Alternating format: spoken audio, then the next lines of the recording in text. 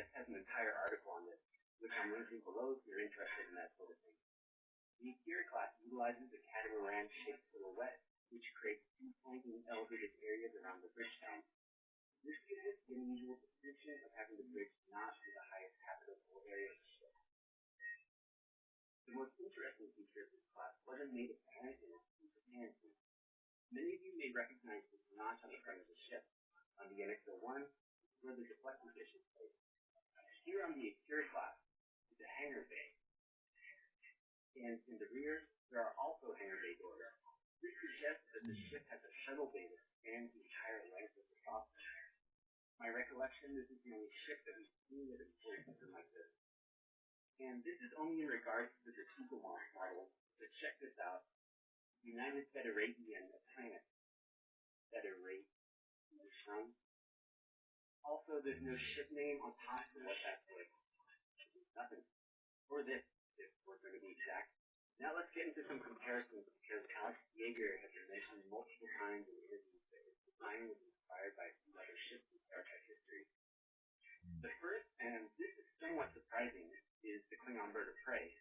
This can be seen in the rear with its downward-oriented nacelle, which is similar to the attack stance of the bird of prey. The second most prominent point of inspiration is the Miranda class. That ship was also mainly a softer section with nacelle, and both ships feature a dorsal roll bar that houses weaponry. Aside from that, each ship also has elevated areas on the softer section, as well as large hangar bay doors in the aft. Moving to the Enterprise C, both these ships were designed at the same time. While at a glance they look like they're from the same era, the Akira class also supports the smoother, more sculpted aesthetic of the Galaxy class, with its wide saucer compared to the Sovereign class's longer saucer. When you look at the nacelles with the open deflectors, it really conveys the ship was designed at some point between the Galaxy and Sovereign class. On the ventral side, the navigational deflector is very similar to the Enterprise C, with how it directly connects to the saucer. It's also smaller and embedded deeper into the ship. Finally, there's the NX-01, which is clearly a modified Akira class made to look appropriate for a prequel. Even the pylons share the same quadrilateral shape. And as we covered earlier, the front hangar doors are replaced with the navigation deflector. Aside from superficial hull details, the biggest difference is the orientation of the nacelle. On the Akira class, they're angled downward, whereas they're angled upwards on the NX. Since the Akira class only existed as a CD model, it had to be recreated when it appeared on DS9. The IOM software simply wasn't compatible with DS9's visual effects house. That said, there aren't many, if any, substantial differences between the two models. It debuted on DS9 in the Season 5 episode called The Arm. It's really small and barely noticeable, but that's also the episode where Rob was performed.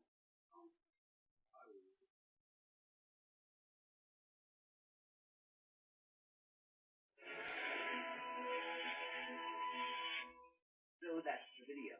There are those like and subscribe buttons below if you want to help the channel avoid slipping into obscurity.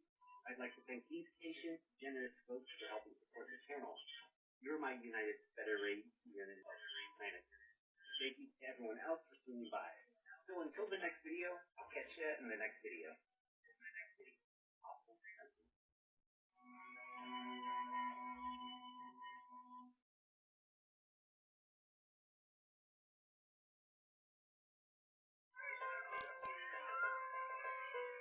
Birthday party. Birthday princess party. Birthday princess Taurus party. Get everything for every party on Amazon. This is the Enterprise J. It never appeared on screen unless you count this hallway.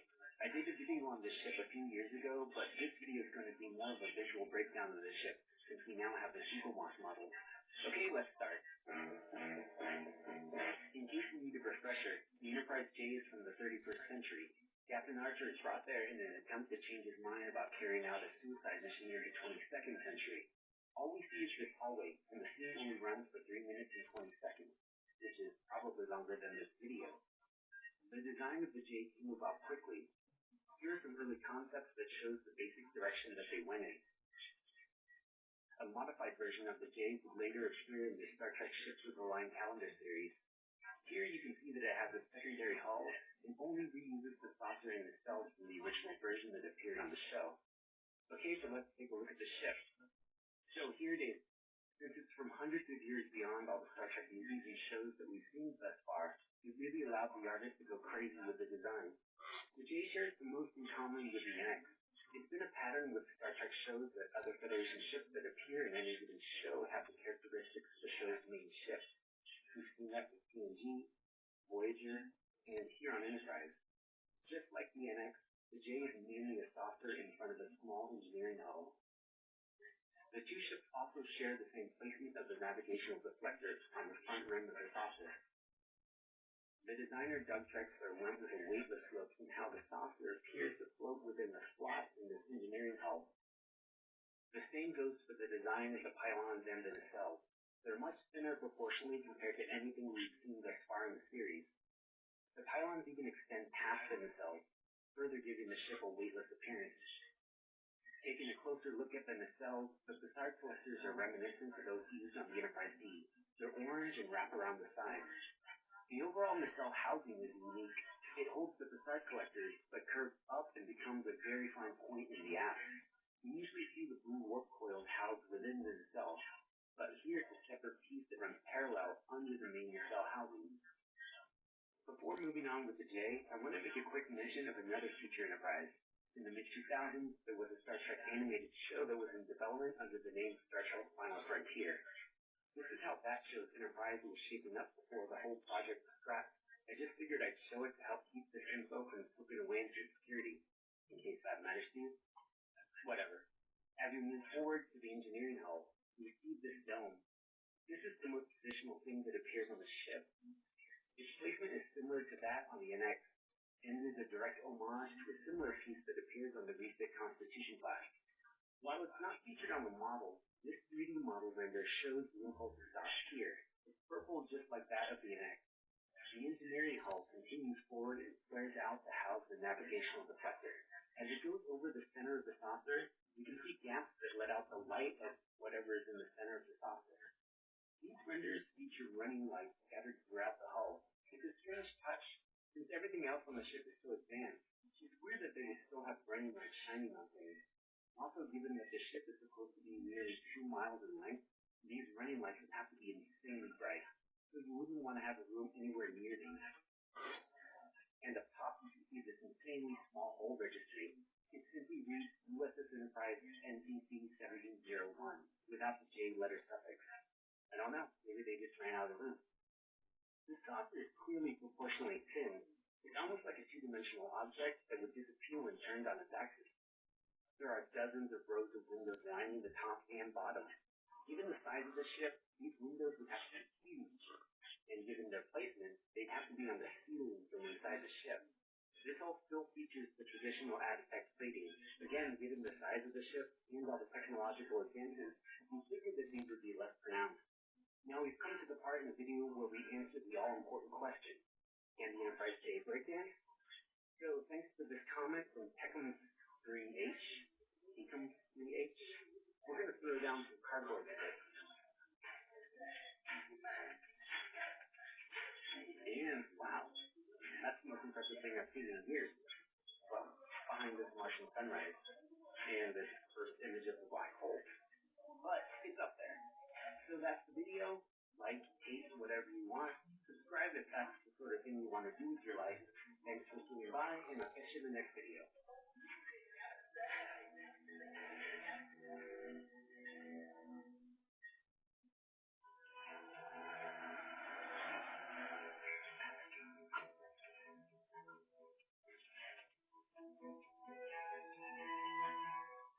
TNG used a handful of other Starfleet ships during the show's run, though they were nearly always ships from the original series movie era. The Nebula class is the first clear view we get of the TNG era ship, other than the Enterprise D. This video is going to be on that class, which you probably already know since you clicked on the thumbnail. Here we'll get the ship's design evolution, trivia with the ship's interior, and pointless observations like how the ship docks. If you're having fun at any point during the video, please consider dropping a like or subscribing. That'd be much appreciated. You're not my father. Anyhow, let's get going with this look at the Nebula class starship.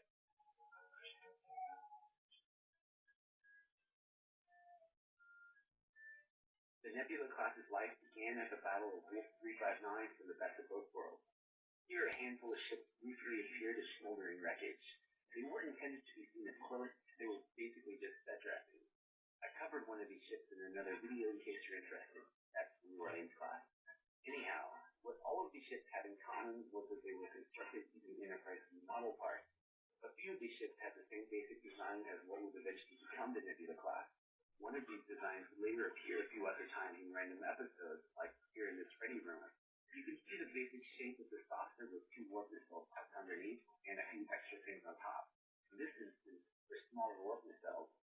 But moving on, similar to the relationship the Miranda class has with the Constitution class, the Nebula class is a compact galaxy class with a nacelle tucked underneath the software. It's basically a hatchback galaxy class. Same basic ship with a smaller footprint and more versatility. When it came time for the TNG episode The Wounded, the story called for the Nebula class to be a ship capable enough to take down a Cardassian warship. The series had already featured the Excelsior, Overt, and Constellation class starships, but those were all original series era movie designs. The Nebula class had to be a newer TNG era design with the current software and more smooth themselves. The most efficient way to design this ship would be to rearrange Galaxy class parts, otherwise known as kit bashing, and not to be confused with kit bashing. Hey, what's going on here? Oh, that better be for it. As you can tell by simply looking at it, they took a Galaxy class, removed the neck, attached the drive section directly underneath, and split the pylons into cells. So if the Miranda class and Nebula class were compact variants of the Constitution and Galaxy class respectively, was there a corresponding compact variant of the Sovereign class? What would one of those look like? I know I'm straying off topic, but I'm curious myself, so I'm going to stop recording right here. I'll be back in a few minutes. I guess it looks like this. Don't really have much else to say about it. Just figured I'd show it. So, I'm showing it right here, in case you were interested in that sort of thing. The studio model was created using molds of the 4-foot Enterprise D model. You can see the similarities with the hull texture. This is unique to the 4-foot Enterprise model. The 6-foot one had a much smoother hull. Model maker Ed Mayarecki was a key person in designing the initial models for the best of both worlds. So the usual suspects of Rich Sternbach, Michael Kudak, and Greg Jean refined and finalized the design. While 90% of the models in Galaxy class parts, the aft and dorsal modules were 100% original pieces. We'll circle back to that in a moment. First, let's take a look at how the Galaxy class components were modified for this ship. The software section had fewer windows, especially on the dorsal side. Here's the Enterprise, where you can see the rows of windows around the rim of the software. Now here's that same section on the Nebula class. Obviously, there's fewer windows. The Nebula was intended to be a smaller ship than the Galaxy, but there wasn't enough time to get all the details on the model to convey that. On the ventral side, the deflector is very similar to the Galaxy class. But as you can see, the deflector has a dish piece in the center that's backlit with a blue light, whereas the Enterprise's deflector is made up of rings over a blue backdrop. The Nebula also has a lower slung slackjaw shaped deflector. Hey, what's going on this side? In this first iteration of the Nebula class, the USS Phoenix has an Apple Magic Mouse on top. It's inspired by the Airborne Warning and Control System, also known as AWACS, which are used on military aircraft with long-range radar. Within the episode, this makes sense, because the Phoenix was able to scan ships deep in Cardassian space when they determined that they were up to shoot that stuff for the Federation-type Cardassian stuff, otherwise known as UBS TTF OCS. This top module is held up by 2 pylons that look like a tactical photo. Maybe they thought so too, because this is the one and only time that this module appeared on the Nebula class. Later appearances of this class featured an arrowhead-shaped module, which as far as I can tell housed weaponry. Gone are the twin pylons. This new module was propped up with a single tower-like piece. This upgrade allowed the ship to fit into the Drydock model with nice beauty shot. Since the Nebula class software is essentially a Galaxy class software, the main shuttle bay is in the same spot directly behind the bridge. This is fine for the Galaxy class, which has this wide open space for approaching and departing shuttles. Here on the Nebula class, that runs a big flight away. The The same goes for the observation lounge, not the best place to negotiate peace with the Cardassians with a giant torpedo launcher pointed at your face. The first interior of the Nebula class we see is the USS Phoenix's ready room, where Captain Maxwell is looking at Enterprise D stock footage. Not now. It's a sparse step that doesn't tell us a lot about the rest of the ship's interior. However, it does tell us that Maxwell is a plant guy. One odd addition is having the Phoenix's dedication clock in the ready room. We typically see these on the bridge. Maybe the Starfleet Corps of Interior Designers felt that these plants custom cabinet. The next Nebula class interior we see is the USS Sutherland Bridge. This is the ship that data commands during the brief Klingon Civil War. Imagine the worst office environment that you can. No windows, defective lighting, crappy 90s office chairs. That's even if you get the split. Imagine having to stand facing your boss all day. Can't put up with some racist guy. I don't think that'd be a good first officer for you, but I'm done. There's something wrong with you. Now, if that sure would be aboard the USS Sutherland.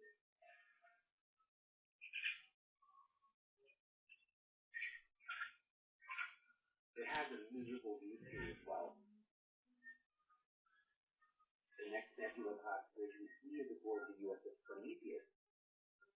This is the ship that ferries Sisko and crew to some planet Genesis-like event.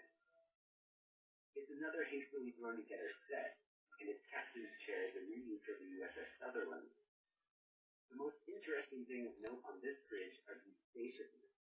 You can see the red padded wrist rest, and on the floor there's these lights, and then a panel. I'm pretty sure that these sections are reuses of the Enterprise A bridge set. Another view of the Prometheus' interior happens in this scene. O'Brien and Dax are in the airlock between the ship and DS9. Here you can see the red circular DS9 airlock doors. There's also a random civilian walking by, which backs up the likelihood that this is DS9. On the other end, through this door you can see the Prometheus' corridor. So the question is this airlock part of the ship or part of the station? It makes more sense that this is part of the station because it's designed to accommodate many types of ships. If that's the case, then it means that you walk through the wrong door for the Nebula class ship.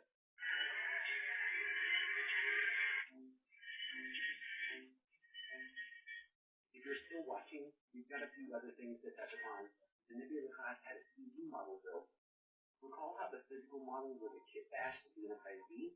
The CG model is a digital kit bash, so not to be confused with kit bash.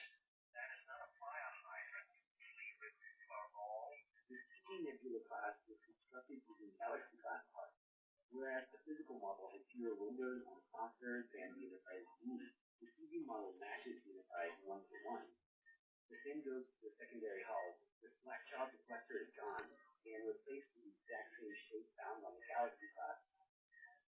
The CG model had a few embellishments, such as running lights along pylons, though nothing too drastic. The physical model made its way into a few movies. It appears at the end of Generations. Here it's heavily refurbished by ILM. In addition to having better light, the hull was darkened and more detailed. The physical model appeared one final time in First Contact. It's one of the few physical models used in this scene. The Nebula class model survived the various Star Trek auctions for some reason. You figure the studio would want to hold on to one of the major Enterprise models, but this Nebula class model remains in possession of Paramount Studios. We've got one final thing. So we see a Nebula class named